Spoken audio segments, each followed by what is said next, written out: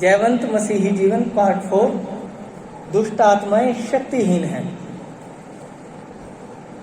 या फिर आप इसे दुष्ट आत्माएं शक्तिहीन पार्ट 2 भी कह सकते हैं। ठीक है, लेकिन आएगा उसी कड़ी में जयवंत मसीही जीवन में, क्योंकि जब तक आप इन दुष्ट शक्तियों पर जय हासिल नहीं करेंगे आप जयवंत जीवन नहीं जी सकते। हालेलुया। चलिए, क्या ठीक है, अगर किसी को पेन चाहिए वो चुपके से आएगा, यहाँ जाएगा, उठाएगा और वापस चला जाएगा।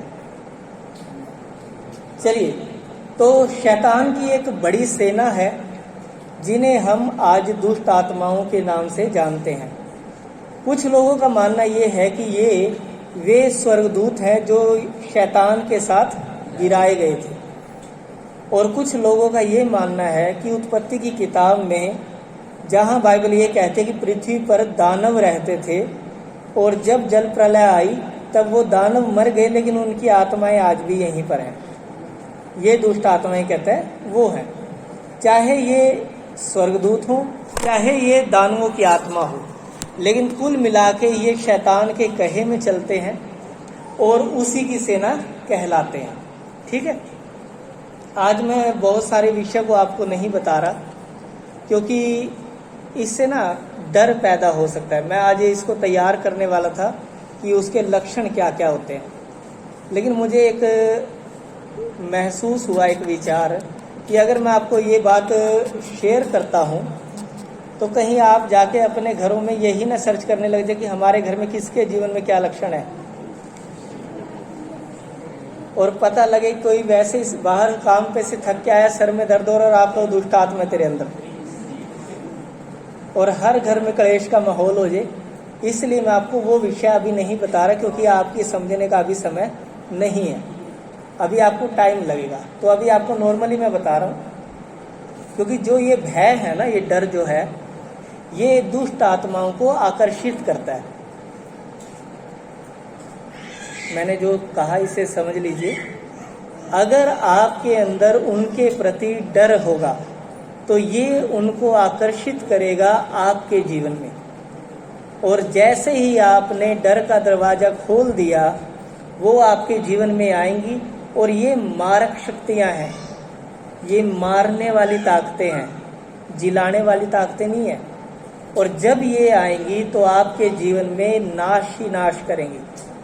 यीशु मसीह ने कहा, कहता चोर किसी और काम के लिए नहीं आता, चोरी करने के लिए और घात करने के लिए आता है, मारने के लिए आता है। वो आपके आशीषों को चुराने आएंगी और आपको मारने आएंगी यदि आप चौकस नहीं रहेंगे तो। अब यदि एक सवाल है, यदि हमारा डर जो है दुष्ट आत्माओं को हमारी ओर आकर्षित करता है, तो परमेश्वर को हमारे जीवन में कौन आकर्षित करता है?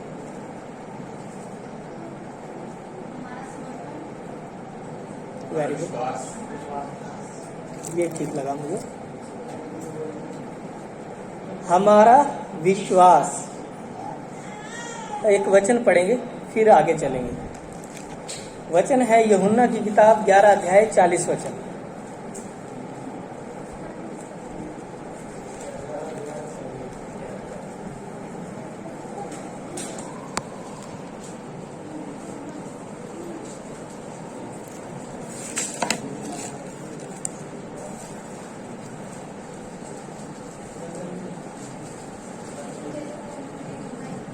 निकालें 11 अध्याय यूहन्ना की किताब 40 वचन।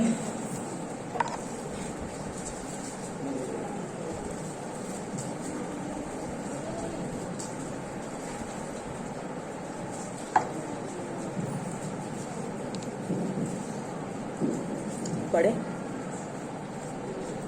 यीशु ने उससे कहा, क्या मैंने तुझसे नहीं कहा था कि यदि तू विश्वास करेगी तो परमेश्वर की महिमा को देखेगी? जी हाँ, यदि तू विश्वास करेगी तो परमेश्वर की महिमा को देखेगी। अर्थात आपका जो विश्वास है वो परमेश्वर की सामर्थ्य को आपके जीवन में आकर्षित करेगा। वो आपके जीवन में परमेश्वर की उपस्थिति को लेकर आएगा। और वही विश्वास जो है आपके जीवन में चमत्कारों को लेकर आता है। जब हम इसे आगे पढ़ेंगे तो ये मार्था है, इसका भाई मर चुका है, 4 दिन हो चुके कब्र में रखे हुए, अब उसमें से बदबू आने लगी है। और अब यीशु मसीह के कहने पर जब इन्होंने विश्वास किया तब यीशु ने कहा लाजर बाहर आ, और वो तुरंत कब्र में से बाहर आ गया। Hallelujah, hallelujah. जिस प्रकार विश्वास परमेश्वर की सामर्थ्य को आपके जीवन में आकर्षित करता है, उसी प्रकार आपका डर जो है ये दुष्ट आत्माओं को आपके जीवन में आकर्षित करता है और ये आपके जीवन में तुरंत आएंगी। अब इस डर को आप किसी भी तरीके से ले सकते हैं।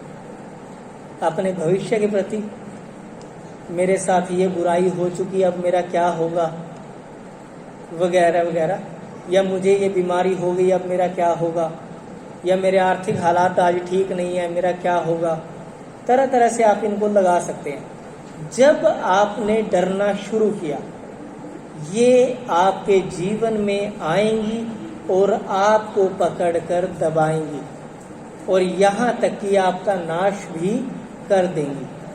Hallelujah, hallelujah. क्योंकि आपका डर इनका भोजन है। जितना आप डरेंगे उतनी ये तंदुरुस्त होती चली जाएंगी, उतनी ये बलवंत होती चली जाएंगी। ये दुष्ट आत्माओं की बातें हैं। जब तक आप डरोगे आपको डराया जाएगा, ठीक है। तो हमें डरना नहीं है तो क्या करना है? और किस पर? परमेश्वर पर। अभी सही है, इसी लाइन को पकड़े रहना, ठीक है। अब ये 2 चीजें हैं, विश्वास और डर। ये दोनों एक साथ नहीं मिलेंगे कभी भी। या तो आपके जीवन में डर पाया जाएगा या आपके जीवन में विश्वास पाया जाएगा। अब यदि आप डर भी रहे हैं और विश्वास भी रख रहे हैं तो ये हो नहीं सकता।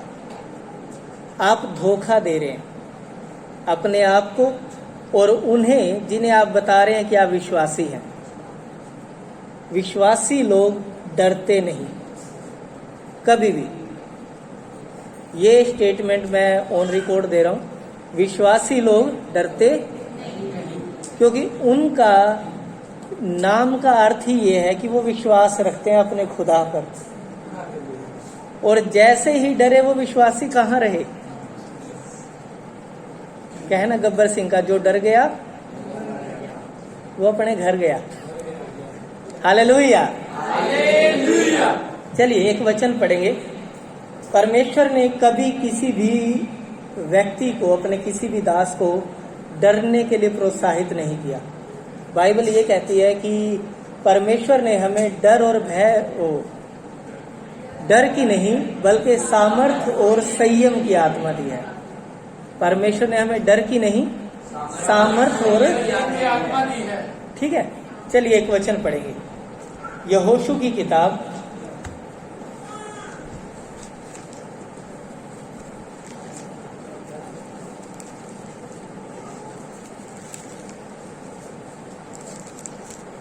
एक अध्याय 9 वचन।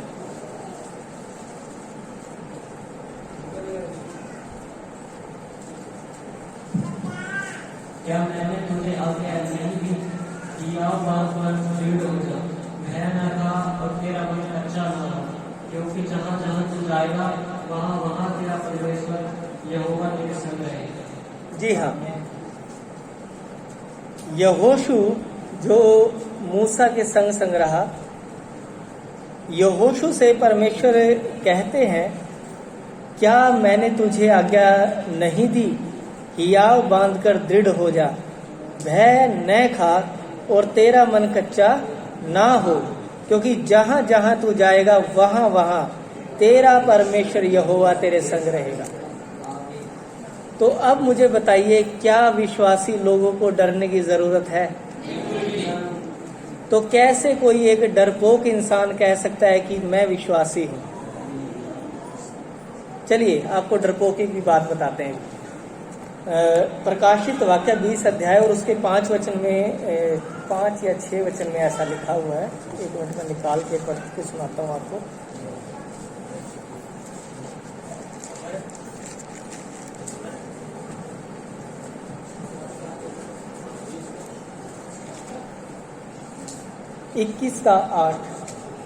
इक्कीस के 8 में लिखा हुआ है, परंतु डरपोकों और अविश्वासियों और घिनौनों और हत्यारों और व्यभिचारियों और टोनहों और मूर्ति पूजकों और सब झूठों का भाग उस झील में मिलेगा जो आग और गंधक से जलती। यही दूसरी मृत्यु है।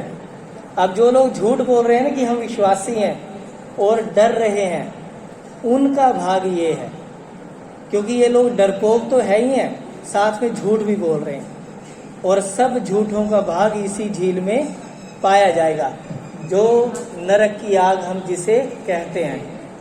अब एक और वचन जो परमेश्वर ने अपने लोगों से कहा, और ये वचन थोड़ा सा एक उलाहने टाइप है, उलाहना दिया परमेश्वर ने अपने लोगों को, उसे देखेंगे। न्यायों की किताब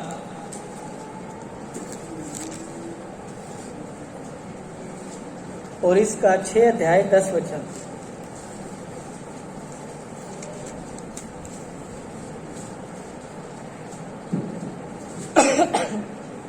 और मैंने तुमसे कहा, मैं तुम्हारा परमेश्वर यहोवा हूँ।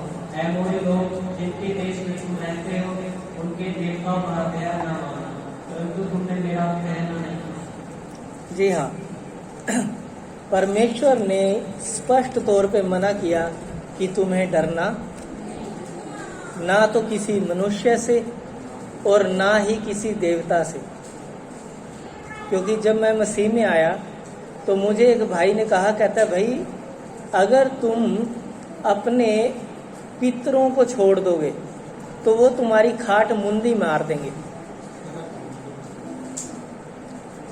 भाई हम दोबारा सिद्धि कर लेंगे।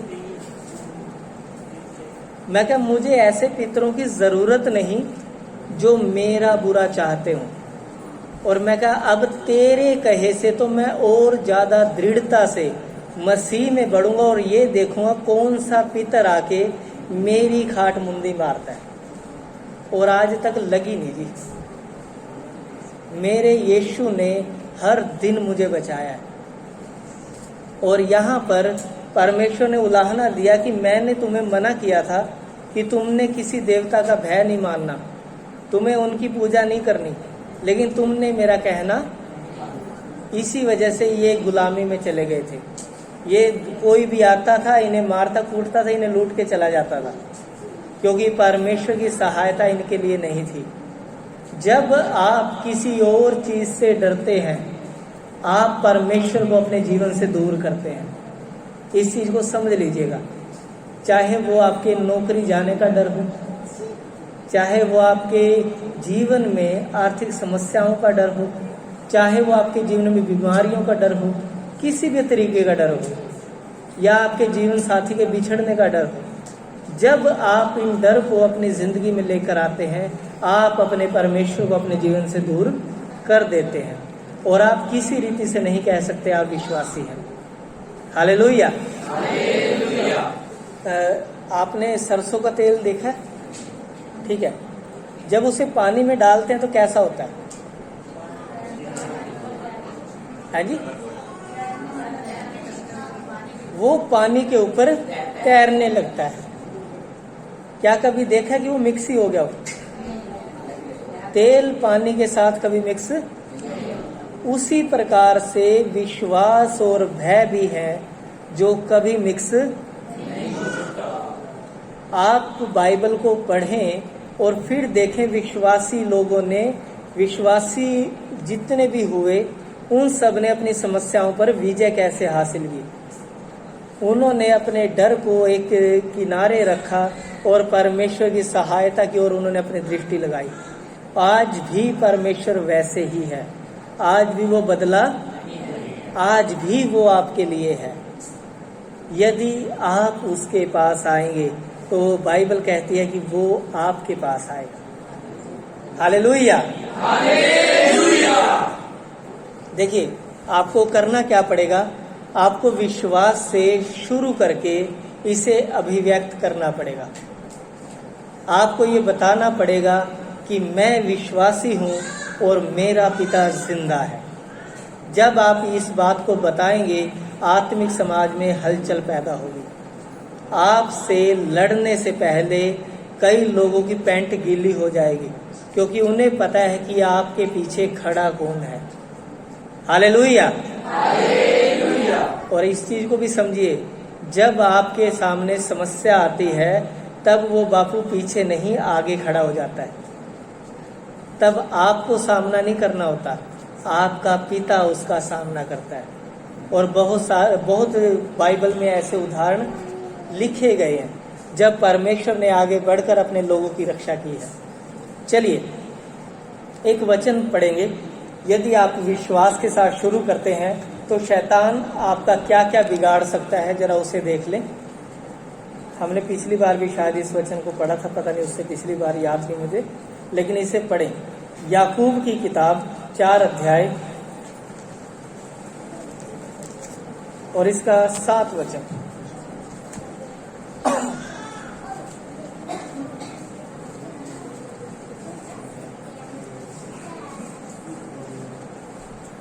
मेरे ख्याल से हमने इसे पिछले हफ्ते में पढ़ा था।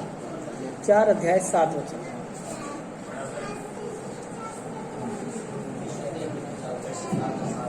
इसलिए परमेश्वर के अधीन हो जाओ और शैतान का सामना करो, तो वह तुम्हारे पास से भाग निकले। अब सुनिए, आप जिसका भय मानेंगे उसके अधीन हो जाएंगे। आज भी आप अपने जीवन को चेक करें, आप जिस चीज का डर मानना शुरू करेंगे, वो बात, वो चीज, वो सिचुएशन, वो हालात आपके ऊपर राजा की तरह राज्य करेंगे और वो निरंतर आपको दबाता चला जाएगा। अगर आप परमेश्वर के अधीन हो जाते हैं और विश्वास के साथ शैतान का सामना करते हैं, तो बाइबल बताती है कि वो आपके पास से भाग निकलेगा, क्योंकि फिर आपके पास परमेश्वर की सामर्थ्य रहेगी। चलिए अब एक और बात, शैतान जो है, मैंने पिछले दिनों आपको बताया था, शैतान कुछ बीजों को हमारे जीवन में बोकर जाता है। ठीक है, उसकी एक योजना है कि आप ना कभी भी सत्य को ना जाने, क्योंकि अगर आप सत्य को जान गए तो आप उसके हर एक हथियार का सामना कर सकते हैं, आप उसके हर एक वार का मुंह तोड़ जवाब दे सकते हैं। जब तक आप सत्य नहीं जानते वो सेफ है। मेरी आवाज आ रही है? हालेलुया। अब मुझे आ रही है। तो जब आप शैतान का सामना करते हैं, वो आपके सामने से, और वो चाहता है कि आप सत्य को ना जाने। दुष्ट आत्माओं के विषय में वो ऐसा सोचता है कि आप क्या करें, आप सिर्फ ये समझें कि दुष्ट आत्माएं है ही नहीं। आज बहुत सारे लोग इस बात पर विश्वास करते हैं, जो नास्तिक लोग हैं, वो ऐसा सोचते हैं कि दुष्ट आत्माएं है ही नहीं, या फिर वो इसका उलट करता है। वो चाहेगा कि आप ये भरोसा करें, आपके जीवन की हर एक समस्या के पीछे दुष्ट आत्मा का हाथ है। इससे आप पागल हो जाएंगे। हालेलुया।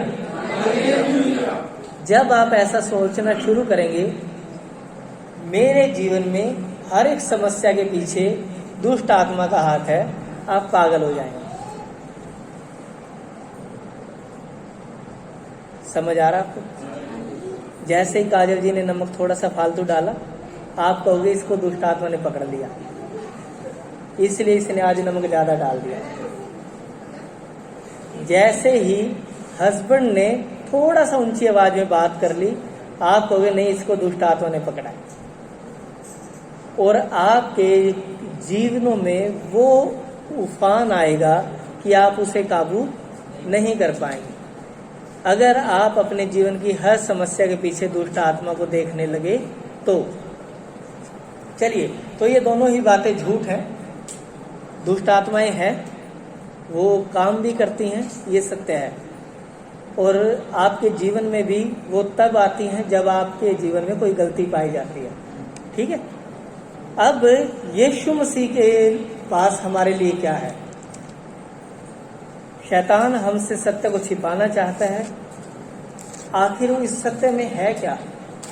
क्यों वो चाहेगा कि हमसे सत्य को छिपा ले?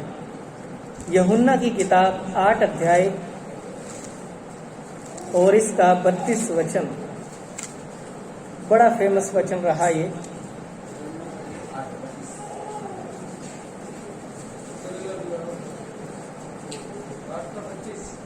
जी,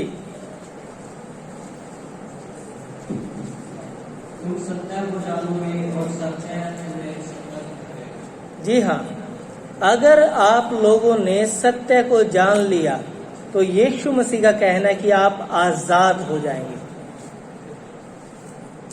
आप सब जानते हैं यीशु मसीह को?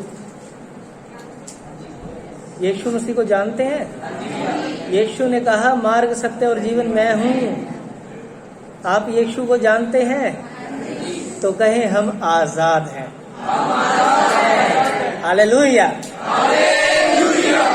चलिए, अब एक महिला के बारे में आपको बताता हूं। जो विषय आज मैंने छोड़े हैं, जिन विषयों पे आज मैं बात नहीं कर रहा, दुष्ट आत्माओं के विषय में, उन विषयों को किसी ने खोल के बता दिया ऐसे ही सभा के बीच में। और एक महिला को पता लगा कि उसके घर में कितनी दुष्ट आत्माएं हैं।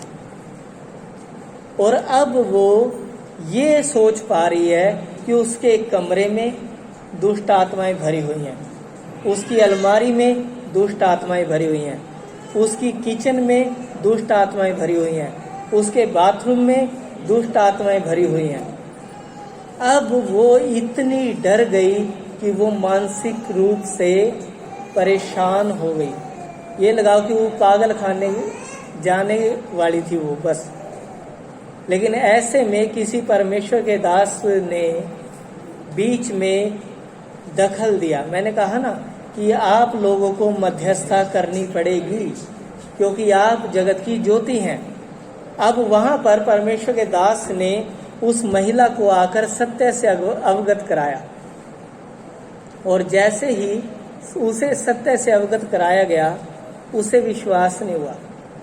कई हफ्ते लगातार उस महिला को समझाते समझाते उस पासवान का जोर लगा, और अंत में वो महिला उस डर से बाहर आ पाई। कोई उसे बाहर भगाए थोड़ा।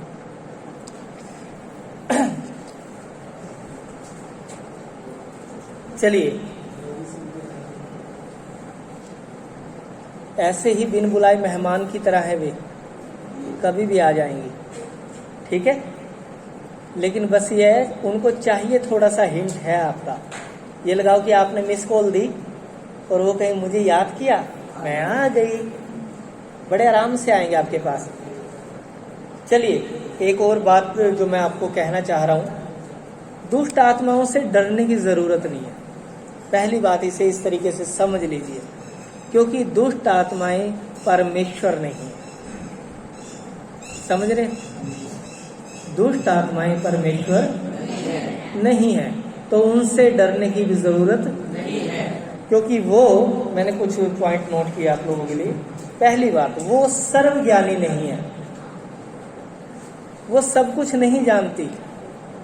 अगर आपको ऐसा लगे कि वो आपके भविष्य के बारे में जानती हैं, आपके बारे में जानती हैं, तो ये आपकी गलतफहमी है। वो सब कुछ नहीं जानती। मेरे पास उदाहरण है। यीशु मसीह को क्रूस पर चढ़ाने में सबसे बड़ा हाथ रहा शैतान का, पता आप लोगों को? और जब यीशु क्रूस पर चढ़ाया जा रहा था, वो साइड में खड़ा होकर आनंद मना रहा था, क्योंकि यीशु मसीह को उसने ऑफर दिया कि तू क्या कर, मुझे दंडवत कर और सब कुछ तेरा। और यीशु ने उसे रिजेक्ट कर दिया, उसे हरा दिया था। अब ये व्यक्ति चाह रहा है, ये दुष्ट आत्मा का सरदार चाह रहा है कि यीशु हरा दिया जाए। जब यीशु क्रूस पर मारा जा रहा है, इसे नहीं पता इसका प्रतिफल क्या होगा। ये ऐसा सोच रहा है मेरा दुश्मन मारा गया। और जब यीशु ने अपने प्राण त्याग दिए तब उसे पता लगा यीशु ने उसका सब कुछ छीन लिया। क्रूस के द्वारा यीशु ने उसे हरा दिया। मतलब कि ये पहली बार समझ में आया कि कोई मरने के द्वारा भी किसी को हरा सकता है। यीशु ने वो काम कर दिया। अब इसके बाद हमारे पास एक व्यक्ति है, चलिए उस व्यक्ति के बारे में आप लोगों से पूछते हैं। पृथ्वी का सबसे खराई से चलने वाला व्यक्ति कौन था? एक हाथ खड़ा हुआ। वो परमेश्वर की कैटेगरी में आ गए। व्यक्ति मनुष्य पुराने नियम का है।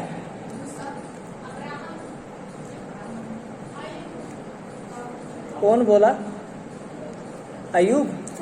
ले बेटा यही था, क्योंकि इसके बारे में परमेश्वर ने गवाही दी। एक बार क्या हुआ, शैतान परमेश्वर के पास उपस्थित हुआ और शैतान से परमेश्वर ने पूछा, कहता कहाँ से आया? तो वो भी अमन की तरह हिलते हिलते, पृथ्वी के ऊपर डोलते डालते आया हूँ प्रभु जी, मजे आ रहे हैं जिंदगी के, कभी इधर जा रहा हूँ कभी उधर जा रहा हूँ। कहता तूने मेरे दास अय्यूब को देखा है?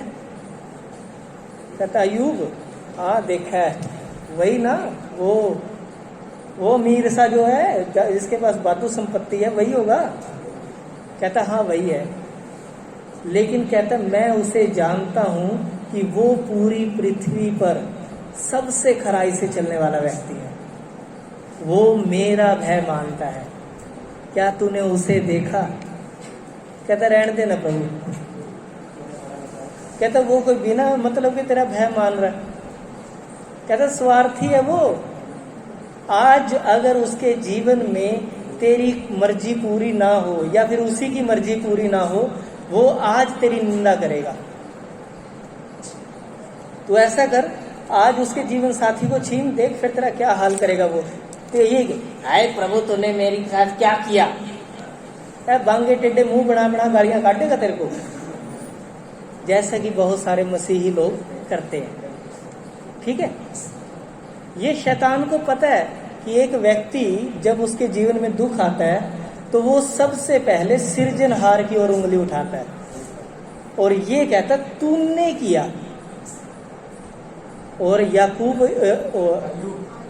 याकूब इस बात को बताता है कि किसी बुरी बात से परमेश्वर की परीक्षा नहीं हो सकती और ना ही परमेश्वर किसी की परीक्षा आप करता है। अब इस बात को हम पढ़ेंगे अय्यूब की किताब को। अय्यूब की किताब पहला अध्याय, और देखिए फिर आपके लिए परमेश्वर की सहायता कैसी है, इसीलिए आपको पढ़ने का मौका मिलेगा।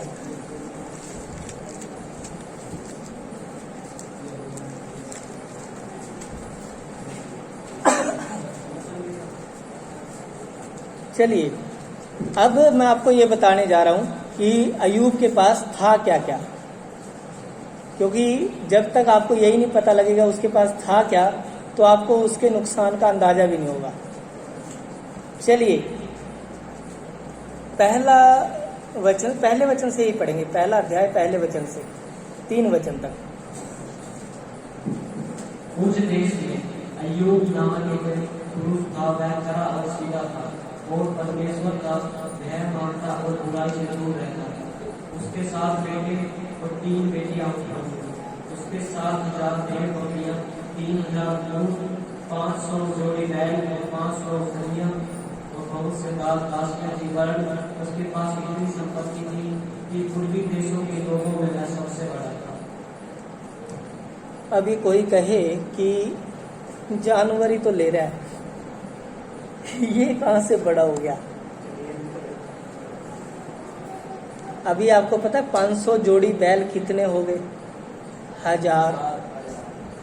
एक बैल कितने का होगा? हाँ जी,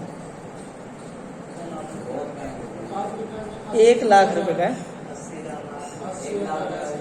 चले 80,000 का लगा लेते हैं, कम लगा लेंगे, कोई दिक्कत नहीं। 80,000 का एक बैल, 1000 बैल हैं, कितने हो गए? 80 लाख रुपए, या कम हो गए? 80 लाख हो गए। 80,000, 5 और 3 8, हाँ 8 करोड़, 8 करोड़ हो गए, 80 लाख नहीं हुए। तो 8 करोड़ रुपए तो उसके ये रहे, ठीक है। अभी मेरे ख्याल से सिर्फ बैल बैल में हम सबकी संपत्ति आ ली। या कोई है जिसके पास अभी 10 करोड़ रुपए पड़े हो? नहीं है ना। तो हम सबकी संपत्ति तो आ गई, इसके बैलों में चली गई वो तो। अब आ जाओ, इसके पास गधियां भी हैं और 500 गधी हैं। देखो गधों वाले जवाब नहीं देने, ठीक है। अभी पीछे से मैंने सुना था 56,000 रुपए का गधा बेचा पाकिस्तान के अंदर एक ने, ठीक है। हम क्या करेंगे, 40,000 रुपए का लगाते हैं। कितने बने? 500 है, 4 लाख, 20 लाख। ये भी देखो जी 10 करोड़ रुपए हो चुके, ठीक है। अभी और भी है, 3,000 ऊंट हैं। अभी ऊंट कितने का लगाएंगे? 4.5 लाख का। हाँ जी, 5 लाख बहुत है। 3,000 ऊंट हैं, 3,000 ऊंट कितने के बने? 15 रुपए। 15 करोड़ कैसे? 3,000 ऊंट है, 5 लाख के हिसाब से ज्यादा बनेगा मुकेश जी, ऐसे कंफ्यूज नहीं करना। चलिए छोड़िए इस बात को, ये ज्यादा ही मैथमेटिक्स में हो जाएगा। तो मतलब कुल मिला के इसके पास अरबों रुपए की दौलत है, ठीक है। ये चल जाएगा, अरबों रुपए की दौलत है जानवरों के रूप में। मैं ये क्यों कह रहा हूं, क्योंकि उस टाइम पे ये पशु ही संपत्ति हुआ करते थे। जिसके पास ज्यादा पशु वो धनवान है, जिसके पास पशु नहीं वो धनवान नहीं है। उस टाइम पे तो शादियों में भी पशु दिए जाते थे। शादी हुई है, ले चल इतने पशु ले जा भाई, ये हुआ करता था उस टाइम पे। तो अब आ जाइए आगे। अब शैतान से परमेश्वर की बात हुई, शैतान ने क्या कहा वो सुन लीजिए। शैतान ने यहोवा को उत्तर दिया, क्या अय्यूब परमेश्वर का भय बिना लाभ के मानता है? क्या तूने उसके घर की और जो कुछ उसका है उसके चारों ओर बाड़ा नहीं बांधा? जो परमेश्वर का भय मानता है उसके चारों ओर, और जो कुछ उसका है उसके चारों ओर परमेश्वर का बाड़ा बंधा हुआ है। बाइबल में एक जगह लिखा है, जो बाड़े को तोड़ेगा उसे सर्प डसेगा, सांप डसेगा, यानी कि शैतान उसे पकड़ लेगा, कारण परमेश्वर के बाड़े से बाहर आया वो। अब यहां पर शैतान आगे कहता है, तूने तो उसके काम पर आशीष दी है और उसकी संपत्ति देश भर में फैल गई है, परंतु अब अपना हाथ बढ़ाकर जो कुछ उसका है उसे छू, तब वह तेरे मुंह पर तेरी निंदा करेगा। यहोवा ने शैतान से कहा, सुन, जो कुछ उसका है वह सब तेरे हाथ में है, केवल उसके शरीर पर हाथ न लगाना। तब शैतान यहोवा के सामने से चला गया। अब ये चला सिर्फ परमेश्वर के सामने से गया, आया कहाँ? अय्यूब के पास। अभी जितने पैसों की आप कैलकुलेशन नहीं कर पा रहे थे ना, जितनी संपत्ति की कैलकुलेशन नहीं हो पा रही थी, अभी उस संपत्ति का देखिए ये हाल क्या कर रहा है। जब शैतान के हाथ में सौंप दिया जाता है कुछ, तो पढ़े 13 और 14 वचन। एक अय्यूब के बेटे बेटियां बड़े भाई के घर में खा रहे और दाब पी रहे थे। तब एक दिन अय्यूब के पास आकर कहने लगा, हम तो बैलों से हल जोत रहे थे और गदहियां उनके पास चल रही थी।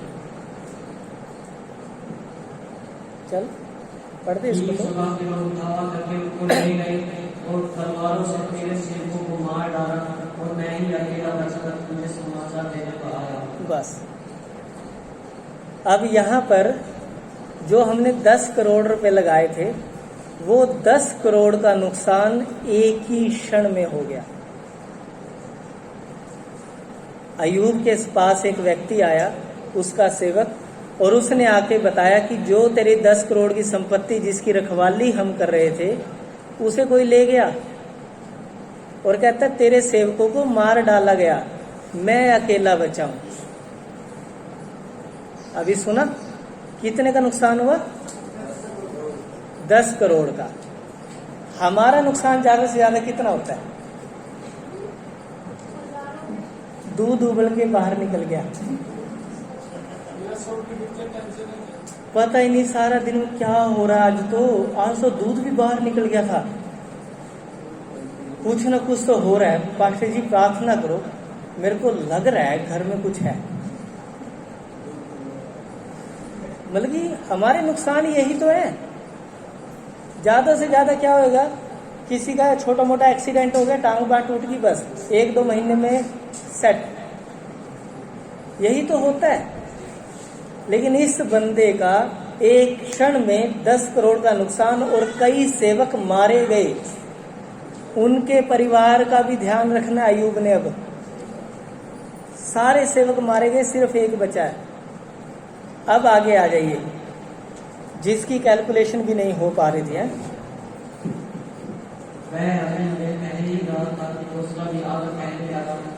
परमेश्वर की आवाज से गिरी और उससे भेड़ बकरियां और सेवक जलकर कसम हुए और मैं ही अकेला बचकर तुझे समाचार देने को आया। आगे भी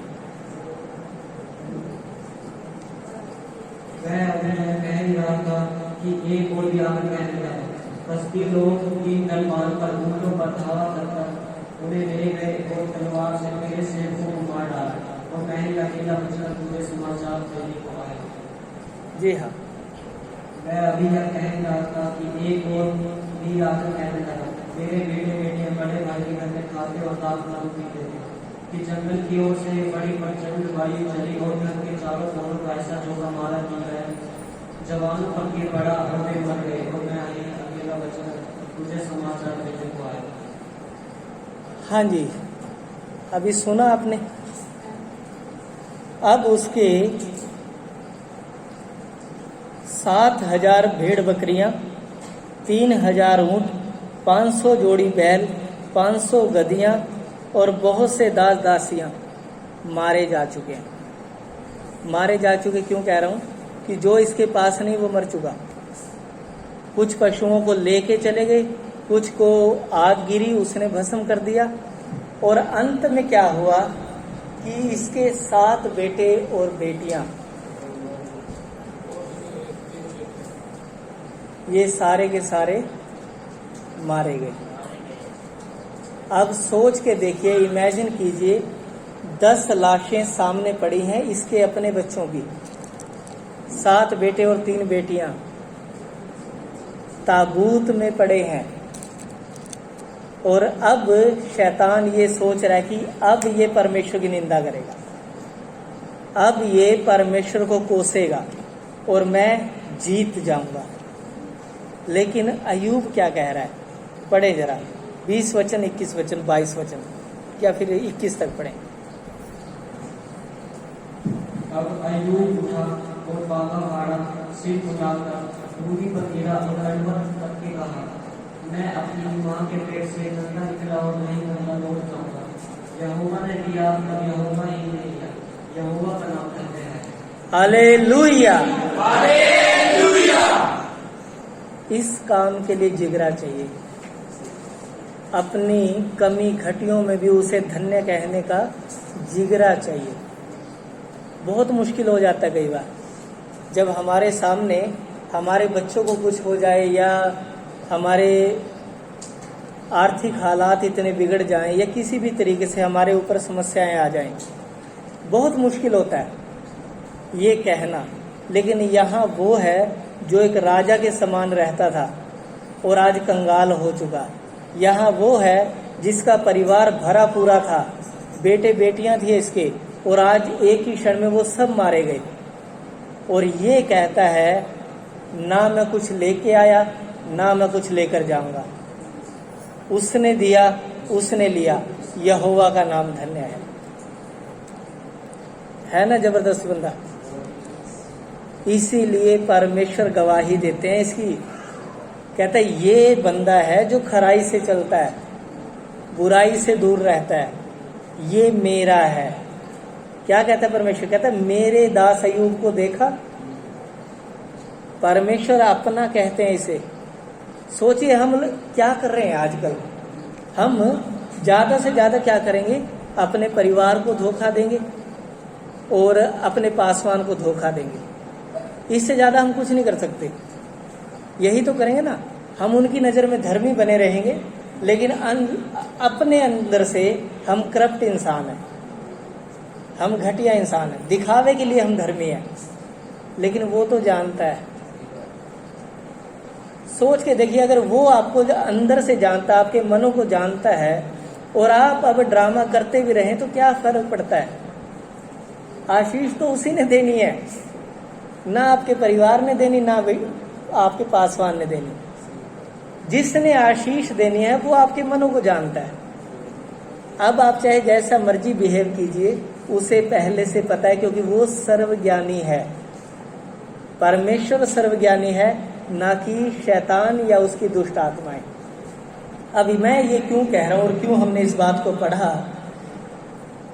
जब शैतान ने ये विपत्तियां इस पर नहीं डाली थी, तब उसे लगता था कि अगर ये विपत्ति मैं डालूंगा तो वो भी आम मनुष्यों की तरह परमेश्वर को कोसने लगेगा, क्योंकि उसे फ्यूचर का पता नहीं है, वो आपके भविष्य को नहीं जानता।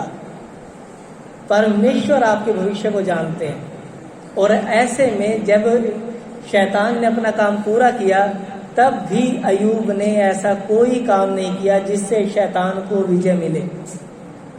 मतलब कि यीशु मसीह ने शैतान को हराया, ये अच्छी बात है और ये होना ही था और ये होगा भी, क्योंकि परमेश्वर यीशु मसीह के सामने शैतान की कोई औकात नहीं है। लेकिन यहाँ पर एक आम व्यक्ति है, एक आम व्यक्ति जो आपके और मेरी तरह हार्ड मांस का बना हुआ है, वो व्यक्ति शैतान को हरा रहा है। Hallelujah, hallelujah. ऐसे होते हैं विश्वासी लोग। मैंने कहा डर और विश्वास एक साथ नहीं चलते, ठीक है। लिखा है इन सब बातों में भी अय्यूब ने न तो पाप किया और न परमेश्वर मूर्खता से दोष।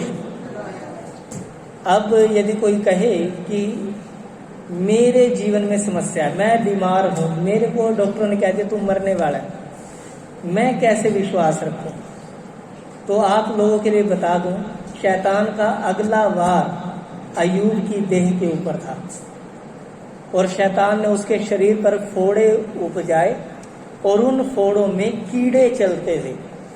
जब आप थोड़ा सा आगे पढ़ेंगे जाके आपको पता लगेगा, उनमें कीड़े चलते थे। और वो एक राख के ढेर पर बैठ गया, एक ठिकरा लेके। ठिकरा समझते हैं ना, वो घड़वे फूट जाते हैं उनका छोटा सा पीस, और वो खारिश करने के लिए था उसको। उन जख्मों में, उन फोड़ों में उसे खारिश भी हो रही है।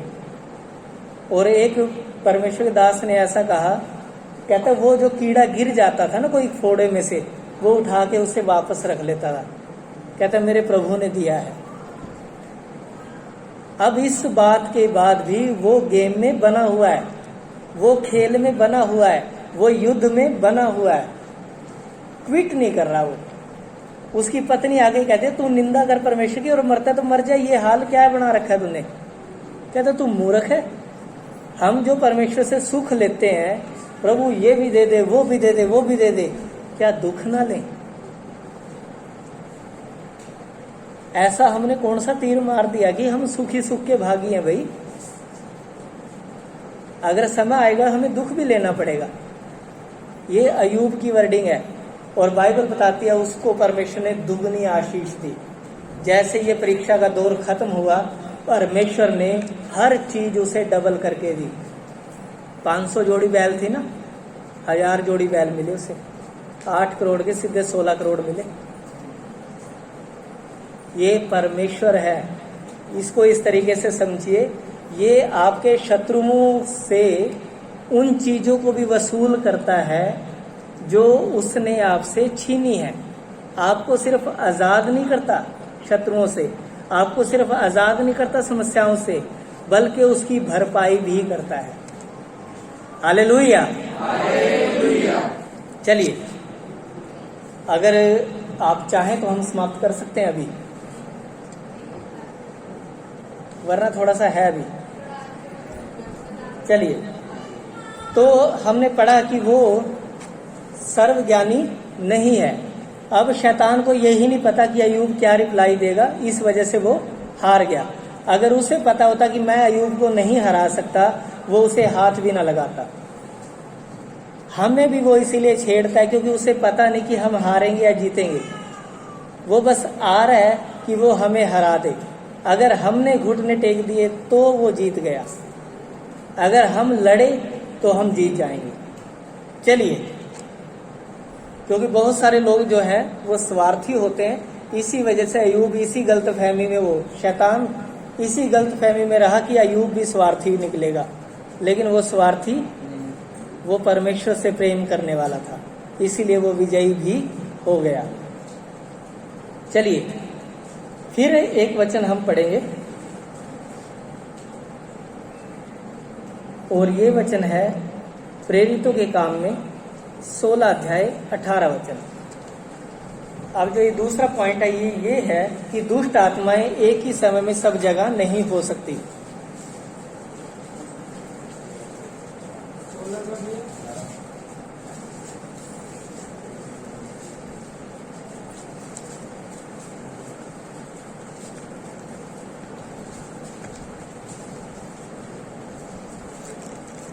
दुष्ट आत्माएं एक ही समय में सब जगह नहीं हो सकती क्योंकि वो सर्वज्ञ नहीं है। चलिए, वह बहुत दिन तक ऐसा ही करती रही, परंतु पौलुस दुखी हुआ और मुड़कर उस आत्मा से कहा, मैं तुझे यीशु मसीह के नाम से आज्ञा देता हूँ कि इसमें से निकल जा, और वह उसी में निकल गया। जी हाँ, एक भविष्य बताने वाली दुष्ट आत्मा एक औरत के अंदर थी, महिला के अंदर, लड़की के अंदर। और ये महिला जब इसने देखा ये पौलुस और को, तो ये कहते ये परमेश्वर के लोग हैं जो हमें अनंत जीवन की कथा सुनाते हैं। कई दिनों तक पौलुस इसे इग्नोर करता रहा और अंत में पौलुस को दुख हुआ, वो दुखी हुआ उसे देखकर कि इस बेचारी की क्या हालत है ये, और उसने तुरंत दुष्ट आत्मा को डांटा और वो उसे छोड़कर, मतलब क्या है, इनका स्थान बदला जा सकता है, इन्हें एक जगह से दूसरी जगह भेजा जा सकता है, ये हर समय हर जगह नहीं है। हालेलुया। दूसरा उदाहरण हम देख सकते हैं मरकुस की किताब में, जब हमने पिछले हफ्ते देखा था सेना जिसके अंदर थी, याद है वो बंदा, दुष्ट आत्माओं की सेना जिसके अंदर थी। अब वो 6000 दुष्ट आत्माओं ने विनती की यीशु मसीह से कि हमें क्या कर भाई, इस देश से बाहर ना भेज, क्योंकि यीशु ने उन्हें आज्ञा दी कि तुम इसको छोड़कर निकल जाओ। फिर उन्होंने विनती की कि हमें ऐसा कर, फिर भेजना ही है तो सुअरों में भेज दे, क्योंकि हमें तो स्थान बदलना पड़ेगा, कोई तो स्थान हमें चाहिए। और जैसे ही वो दुष्ट आत्माएं सुअरों में समाई, वो सारे के सारे पानी में गिरकर मर गए। चलिए, तो दुष्ट आत्माएं सब कुछ नहीं जानती, सर्वज्ञानी नहीं है, वो सर्वज्ञ नहीं है, सब जगह उपस्थित नहीं हो सकती। और अब है दुष्ट आत्माएं सर्वशक्तिमान नहीं है। ये थोड़ा सा बोरिंग हो गया क्या? मुझे लगा ये बहुत महत्वपूर्ण विषय है, और यदि आप इस चीज को समझ गए कि दुष्ट आत्माएं शक्तिमान नहीं है, उनके पास इतनी ताकत नहीं है कि एक विश्वासी को हरा सके, तब आप जीवन अच्छे से जी पाएंगे। हालेलुया। चलिए जल्दी जल्दी समाप्त करते हैं इसे। दुष्ट आत्माएं सर्वशक्तिमान नहीं है। दाऊद और शाऊल के बारे में किस किस ने सुना हुआ है? ठीक है, किसके पास कैंडी नहीं थी? रोहित बता, दाऊद कौन था? हाँ, यिशै का पुत्र था। और दूसरा राजा था। पहला राजा कौन था? शाऊल था। Very good. चलिए, तो शाऊल इस्राएल का पहला राजा था और दाऊद दूसरा राजा था। शाऊल जो था उसने परमेश्वर की आज्ञा को तोड़ा, और जैसे ही अनाज्ञाकारिता उसके अंदर आई, मैंने बताया था आपको 3 तरीकों से शैतान आपके जीवन में काम करता है: अविश्वास, अनाज्ञाकारिता और धोखा। जैसे ही इसके जीवन में अनाज्ञाकारिता आई, उसी समय परमेश्वर का आत्मा इसे छोड़कर चला गया। और बाइबल बताती है कि परमेश्वर की ओर से ही एक दुष्ट आत्मा आया और वो इसको सताने लगा। और जब जब दाऊद वीणा बजाता था, जब जब दाऊद परमेश्वर की आराधना करता था, वो दुष्ट आत्मा वहां से भाग जाता था। इसका मतलब क्या है कि दुष्ट आत्माएं सर्वशक्तिमान नहीं है। उनकी पावर लिमिटेड है, थोड़ी सी शक्ति है उनके पास। इतनी पावर नहीं है कि वो परमेश्वर या परमेश्वर के लोगों का सामना कर सके। अब एक बात को याद रखिए, सिर्फ और सिर्फ एक ही है जो सर्वशक्तिमान है। जानते हैं कौन? किसी को वचन याद है? मैं उसे 5 कैंडी दूंगा।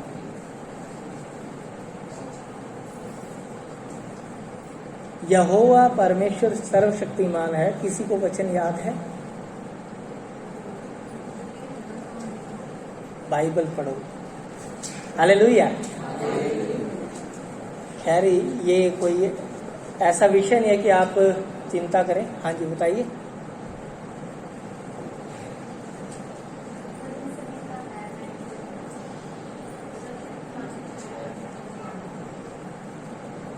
ठीक है, अभी एक मिलेगी,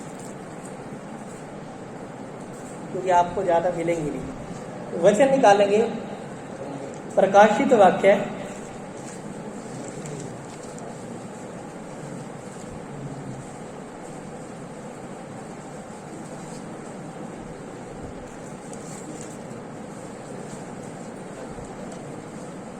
और इसका हम पढ़ेंगे 15 अध्याय।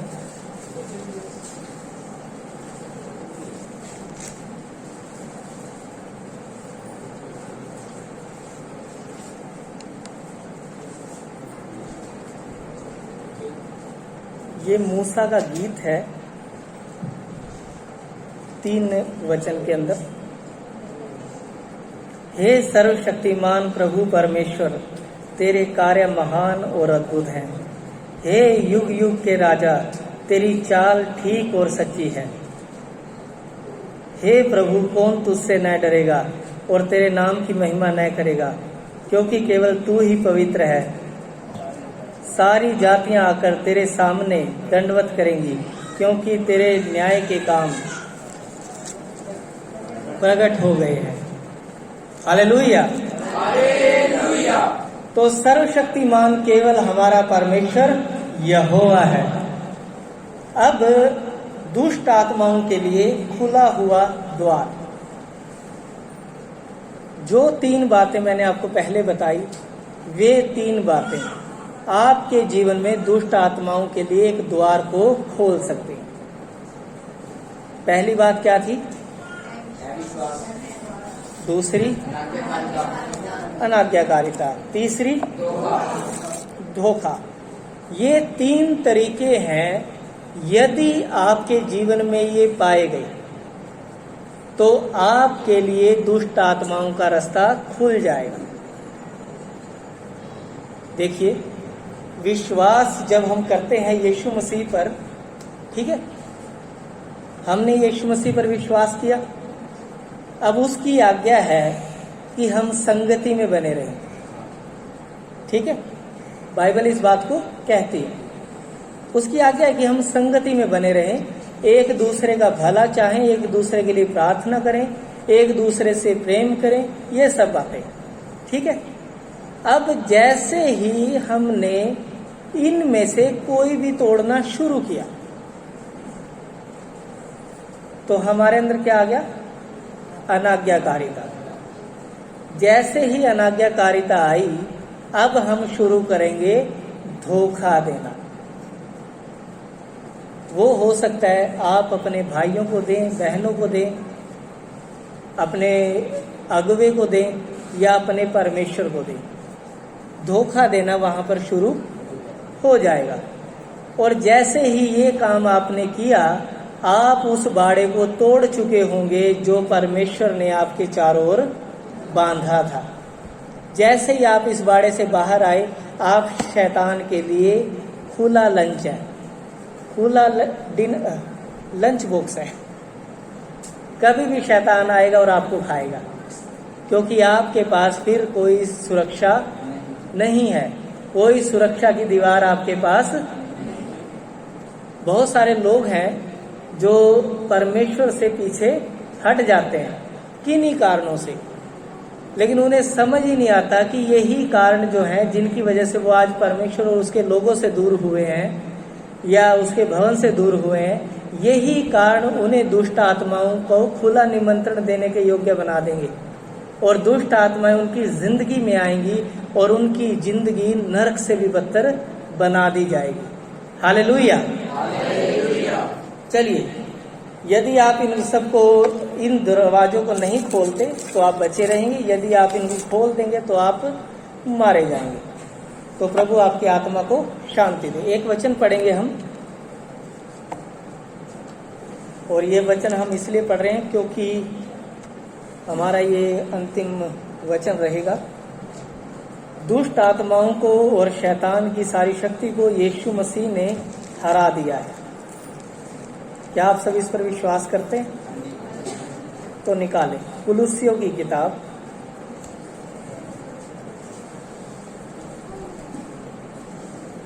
अब बहुत सारे लोग ना किस्मत को रोते रहते हैं, हमारे तो बाग में यही लिख रखा था, हमारी तो किस्मत में यही लिख रखा था, ऑप्शन होता तो आप बदल देते।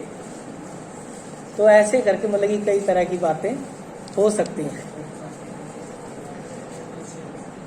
तो अब एक वचन पढ़ेंगे हम, कुलुस्सियों की किताब 2 अध्याय 14 वचन।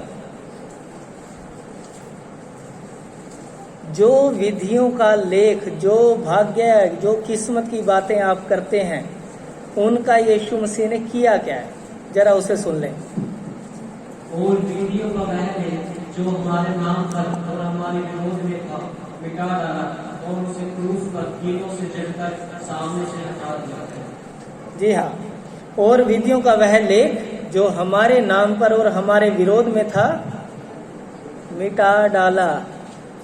जो किस्मत कहती थी कि मैं तेरा बेड़ा गर्क करने के लिए ही बनी हूं, तेरी किस्मत, उसको मिटा दिया गया है।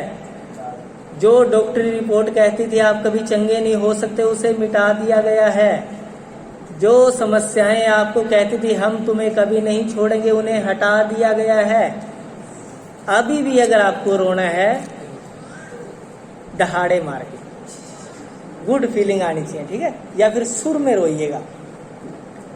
फिर लिखा है जो हमारे विरोध में था मिटा डाला और उसे क्रूस पर कीलों से जड़कर सामने से हटा दिया है। अब वो दोबारा नहीं आएगा क्योंकि उसे कीलों से जड़कर हटा दिया गया है। अब आइए 15 वचन पर, दुष्ट आत्मा और उनके सरदारों का क्या हाल है।